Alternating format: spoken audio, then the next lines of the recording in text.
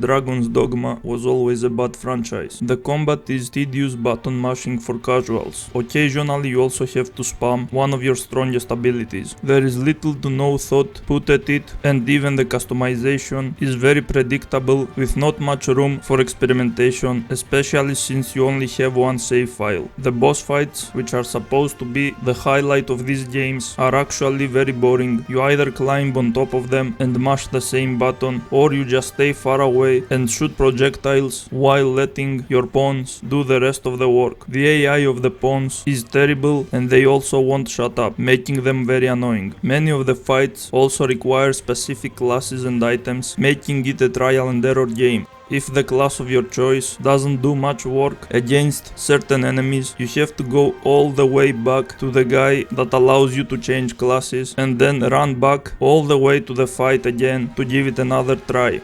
When you are not engaging in its boring combat, you will find yourself walking huge distances with little to nothing interesting happening. Calling this game a walking simulator wouldn't be a stretch.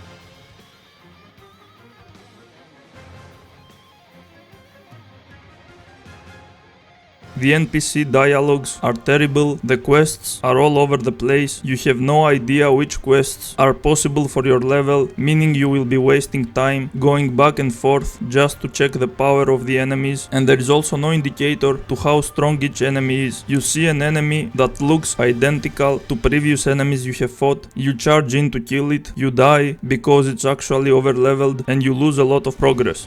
If that wasn't enough to kill you with boredom, then the item management will definitely do it. Everything you can pick up has a weight, and carrying a lot of weight slows you down by a lot, which means you need to keep returning to your warehouse to deposit all the items, and also you are only picking them one by one. Meanwhile, there are games that allow you to carry all the items in your inventory at all times without shitty weight mechanics, which add nothing positive to the experience. Some might think the weight mechanics are good because they add immersion. The thing is, immersion doesn't equal good. There are boring things in life we don't like doing, like house chores, and adding those into a video game makes the video game boring as well. The point of a video game is not to emulate life, especially the bad parts of it. Even if you give me 100% immersion with future tech and make me do chores, they will still be boring. A video game is capable of allowing you to skip everything that could potentially be boring if it was realistic and focus on all the fun aspects.